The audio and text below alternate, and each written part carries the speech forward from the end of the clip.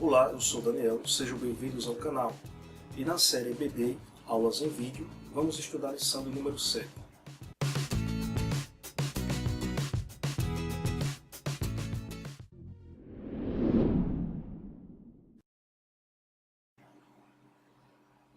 A lição de número 7 tem por título A Família que Sobreviveu ao Dilúvio. Tomando por base o textuário da lição, que encontra-se na Epístola aos Hebreus, capítulo 11, versículo 7, diz o seguinte: Pela fé Noé, divinamente avisado das coisas que ainda não se viam, temeu e para a salvação da sua família preparou a arca. Aí nos vem a seguinte pergunta: o que é o dilúvio? Sabemos desde a infância da história de Noé, da arca e dos animais, mas poucas pessoas procuram saber realmente o significado do que é o dilúvio. O dilúvio, segundo o dicionário da língua portuguesa, é uma inundação de toda a superfície terrestre. É um fenômeno de chuva abundante.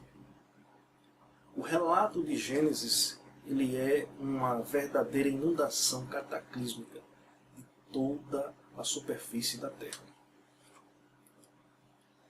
Então, por que Deus condenou o mundo antigo? As pessoas às vezes até questionam Deus e às vezes criam uma personalidade sobre Deus muito negativa por conta dos juízos que Deus tem estabelecido sobre a terra contra a humanidade. Mas por que Deus condenou o mundo antigo? Vamos observar um texto do livro de Gênesis que fala claramente sobre o motivo pelo qual Deus resolveu destruir, ou seja, condenar aquele mundo antigo. Gênesis capítulo 6, versículo 5 diz assim: E viu o Senhor que a maldade do homem se multiplicara sobre a terra, e que toda a imaginação dos pensamentos de seu coração era só má continuamente. Ou seja, os homens se tornaram grandes pecadores diante de Deus.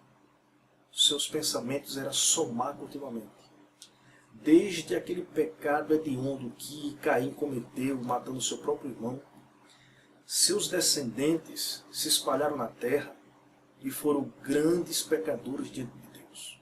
Sim, os descendentes de Caim foram uma geração de homens que não temiam ao Senhor. Homens que eram voltados para o pecado, que praticavam toda sorte de violência, injustiça e prostituição. Então Deus olhou para a terra e não suportava de ver o homem que ele criou para um ideal perfeito, tão corrompido pelo pecado. Os homens viviam de tal forma que parece que Deus não existia e que tudo o que eles faziam não ia prestar jamais conta diante de Deus. Então Deus não queria que aquela geração de homens ímpios permanecesse na face da terra, espalhando o pecado e a maldade. Deus não criou o homem para esse ideal. Aí voltando para o texto bíblico, no capítulo 6, versículo 7, veja o que o Senhor diz, Deus falando: E disse o Senhor, destruirei o homem que criei de sobre a face da terra, desde o homem até o animal, até o réptil e até a ave dos céus, porque me arrependo de haver feito. Deus decidiu destruir o homem porque aquela linhagem de Caim, entre os seus descendentes se destaca o impiedoso e perverso Lameque, espalhou toda sorte de violência sobre a terra. A corrupção era tão grande naquele mundo que até mesmo os homens piedosos da linhagem de Sete foram corrompidos pela sensualidade das filhas dos homens que estavam ali influenciando aquela sociedade da época. Sim, a maioria da linhagem de Sete se corromperam com o pecado, exceto por Noé, que preservou moralmente a sua família em meio àquela sociedade perversa. Então, quem era Noé? Noé foi o último dos 10 patriarcas do período antediluviano, pertencente à linhagem do piedoso Sete. A linhagem de Sete era uma linhagem de homens que temiam o Senhor, porque havia os descendentes de Caim e os descendentes de Sete. Os descendentes de Caim eram homens ímpios, perversos, que não temiam a Deus. Praticava toda sorte de pecado e iniquidade. O pensamento desses homens era somar continuamente. E os homens da linhagem de Sete eram homens piedosos, homens que invocavam o nome do Senhor, mas de uma certa forma esses homens piedosos também se corromperam. Mas Noé permaneceu ali fiel. Então, Noé pertencia à linhagem de Sete. Noé era filho de Lameque, não o Lameque da linhagem de Caim, mas o Lameque da linhagem de Sete, como a gente falou na lição anterior, e no livro de Gênesis fala, inclusive, de 2 Lameques. E esse último é o pai de Noé. Quando Noé nasceu, seu pai profetizou que ele seria um consolo para a sua família. Isso conforme Gênesis capítulo 5, versículo 29. O único da linhagem de Sete que não se corrompeu com o pecado. Veja que maravilha. Quem era Noé? A Bíblia diz que Noé achou graça aos olhos do Senhor. Ele era um homem justo e perfeito em suas gerações e andava com Deus, conforme Gênesis capítulo 6, versículo 9. Tudo que Noé fez foi com fé, como diz o texto que a gente leu desde o início. Então, ele foi o herói do dilúvio. Como foi a arca construída? Muitos questionam como Noé, com pouca mão de obra, fez uma grande embarcação. Como conseguiu recursos para a construção? Como a arca, com sua família e os animais, resistiu todo o período do dilúvio? E o mantimento? Como os animais foram colocados na arca? Quanto tempo levou para construí-la? Então são várias questões que a gente ouve com relação ao relato do dilúvio e da história de Noé. Sendo Noé o único justo em meio a uma geração corrompida pelo pecado, Deus lhe anuncia o dilúvio. Vamos ler o texto de Gênesis, no capítulo 6, o versículo 13 a 18, que diz o seguinte: Deus contou apenas com Noé para anunciar o dilúvio. Então disse Deus a Noé: o fim de toda a carne é vindo perante a minha face, porque a terra está cheia de violência, e eis que desfarei com a terra. Faze para ti uma arca de madeira de gofer, farás compartimentos na arca e a betumarás por dentro e por fora, com betume. E desta maneira a farás de 300 côvados o comprimento da arca, e de 50 côvados a sua largura, e de 30 côvados sua altura. Farás na arca uma janela, e de 1 côvado a acabarás em cima, e a porta da arca porás ao seu lado. Far-lhe-ás andares baixo e segundo e terceiro, porque eis que eu trago um dilúvio de águas sobre a terra, para desfazer toda a carne em que há espírito de vida debaixo dos céus. Tudo o que há na terra expirará, mas contigo estabelecerei a minha aliança, e entrará na arca tu e os teus filhos, tua mulher e as mulheres de teus filhos contigo. Então nós vemos aqui Deus falando com Noé, anunciando para ele que haveria de destruir aquele mundo, porque aquele mundo estava realmente corrompido pelo pecado. E Noé era a única família que temia a Deus e se conservou em meio àquela geração corrompida pelo pecado. Então, ali nós vemos o relato das especificações da arca, né? A arca ela tinha cerca de 137 metros de comprimento, 23 de largura e 14 de altura, com proporções que assemelham com modernos navios cargueiros. No que diz respeito à construção da arca, a Bíblia diz que Deus deu a planta a Noé com todas as medidas, como a gente acabou de ler. Além disso, capacitou com sabedoria e lhe deu todas as condições necessárias para a construção daquela embarcação e abrigar nelas os animais. Como Noé conseguiu levá-los à arca? Considerando que não havia a atual divisão continental, as espécies estavam concentradas em grande quantidade na região da Mesopotâmia. Quem a conduziu, a embarcação? Noé? Não. O próprio Criador. Deus deu instruções especiais para que Noé e seus filhos pudessem construir a arca, que foi mais que uma obra de engenharia. Noé fez por fé. A arca foi o único meio de salvação que Deus providenciou para a sua família, porque naquele mundo que estava prestes a acontecer o juízo de Deus, o único meio de salvação era aquela arca, porque foi Deus que preparou, foi Deus que mandou fazer. Como foi o dilúvio? Alguns tentam afirmar que o dilúvio foi parcial, atingindo apenas uma região. Outros, sendo céticos, negam que o dilúvio aconteceu e que não passa de um mito. Porém, a Bíblia afirma que as águas do dilúvio elevou a arca que estava na terra e prevaleceu as suas águas até cobrir os altos montes. Como está lá em Gênesis, no capítulo 7, versículo 17 e 19. Isso prova a universalidade do dilúvio.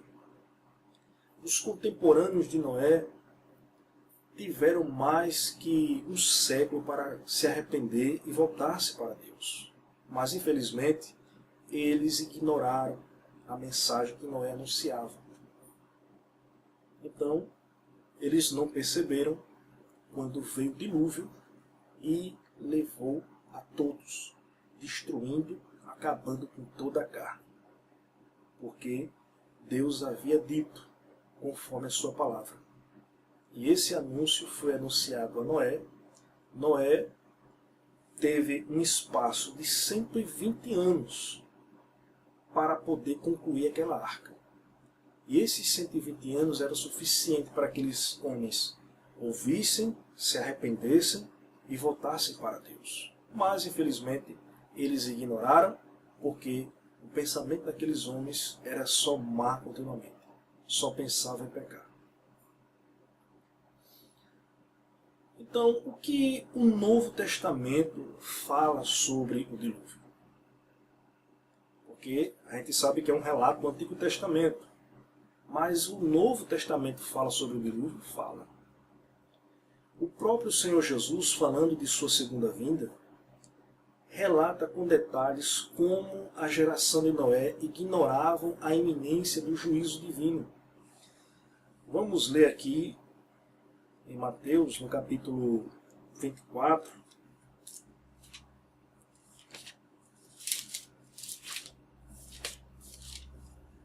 Mateus capítulo 24, versículo 37 a 39, que diz o seguinte: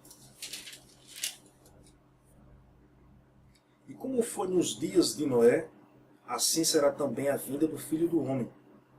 Porquanto assim como nos dias anteriores ao dilúvio, comiam, bebiam, casavam-se e davam-se em casamento, até o dia em que Noé entrou na arca. E não perceberam até que veio o dilúvio e os levou a todos. Assim será também a vinda do Filho do Homem. Está vendo? O próprio Jesus, ele mencionou detalhes do dia a dia daquela geração, como aquele povo ignorava e estava tão voltado com as coisas da terra que não se preocupou, não se importou com o juízo divino. E a geração de hoje, da nossa atualidade, é a mesma coisa. Os homens só pensam nas coisas do mundo. O homem ama o presente século, só pensa nos entretenimentos, nos prazeres desta vida, e muitas das vezes ignora a mensagem do Evangelho, indo após este século. Mas, assim como foi nos dias de Noé, será também a vinda do Filho do Homem. A Epístola aos Hebreus, no capítulo 11, versículo 7, afirma que pela fé, Noé, divinamente avisado das coisas que ainda não se viam, temeu para a salvação da sua família e preparou a arca, que foi o texto que nós lemos no textuário da lição. Então, Noé ele é considerado um homem de fé no Novo Testamento, porque ele foi o único que deu crédito ao que Deus falou. Antes de tudo acontecer, Noé, ele pela fé, acreditou, construiu a arca e a sua família foi preservada. O apóstolo Pedro, em sua epístola, afirma também que Deus ele foi longânimo com aquela geração enquanto a arca era preparada. Vamos ver aqui. Primeira epístola de Pedro, capítulo 3, versículo 18 ao 20, que diz assim: porque também Cristo padeceu uma vez pelos pecados, os justos pelos injustos, para levar-nos a Deus, mortificados na verdade, na carne, mas vivificado pelo Espírito, no qual também foi e pregou aos espíritos em prisão, os quais noutro tempo foram rebeldes quanto à longanimidade de Deus.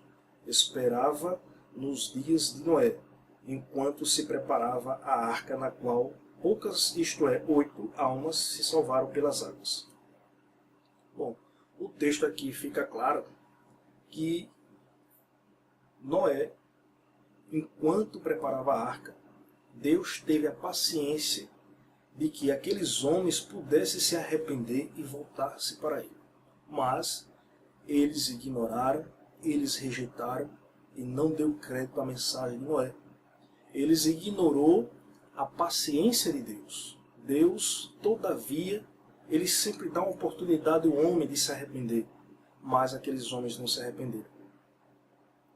Então, toda aquela geração foi embora, e lá no Hades, quando Cristo estava prestes a ressuscitar, foi aqueles espíritos que estavam em prisão, que era justamente a geração daqueles que estavam ali ignorando a mensagem de Noé. E Cristo ali pregou aqueles espíritos, não em caráter de redenção, mas de reivindicação, mostrando o seu senhorio, porque aquela geração, elas ignoraram a mensagem do pregoeiro da justiça que foi Noé. Há relatos sobre o dilúvio espalhado sobre todas as civilizações do mundo. Ou seja, quase todas as civilizações do mundo têm um relato semelhante ao dilúvio. Por exemplo, os babilônios, que fala sobre a epopeia de Gilgamesh. Os chineses também têm um relato de dilúvio. Os gregos e indianos, dentre outros. Porém, o que nos chama a atenção é que o livro de Gênesis ele relata com fidedignidade sobre o juízo de Deus contra um mundo corrompido pelo pecado. Então, a gente vai ver muitos fragmentos de relatos de juízo de Deus, de dilúvio, mas nenhum relato desses é comparado com o livro de Gênesis, porque o livro de Gênesis ele é a palavra de Deus, onde relata como Deus resolveu condenar aquele mundo antigo, porque estava corrompido pelo pecado.